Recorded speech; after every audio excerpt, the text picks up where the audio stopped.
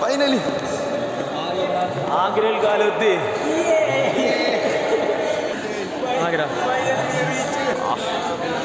Hi, thank you, welcome to Agra.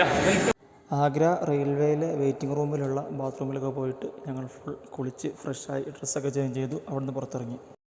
Agra railway waiting റൂമിൽ കുളിയൊക്കെ കഴിഞ്ഞ് പുറത്തിറങ്ങി നോക്കുമ്പോൾ ഒരു ട്രാക്കിൽ ഇങ്ങനത്തെ ഒരു വണ്ടി കിടക്കുന്നു, ഫുൾ മൂടി കെട്ടിയൊരു വണ്ടി. കഴിഞ്ഞ ദിവസം ഫേസ്ബുക്കിൽ ഇതിനെക്കുറിച്ചൊരു പോസ്റ്റ് വായിച്ചിരുന്നു, കാറൊക്കെ പാഴ്സൽ ചെയ്യുന്ന ട്രെയിനാണ് എന്നുള്ളത്. ഒരാവേശത്തിൽ ഞാൻ ഒന്നിച്ചുള്ള കൂട്ടുകാർക്കൊക്കെ ഈ ട്രെയിൻ കാണിച്ചു കൊടുത്തു.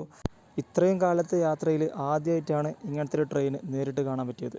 വൈകുന്നേരം 5 മണിക്ക് ഇതേ റെയിൽവേ തന്നെയാണ് ഞങ്ങൾക്ക് അജ്മീറിലേക്കുള്ള ട്രെയിൻ ഉള്ളത്.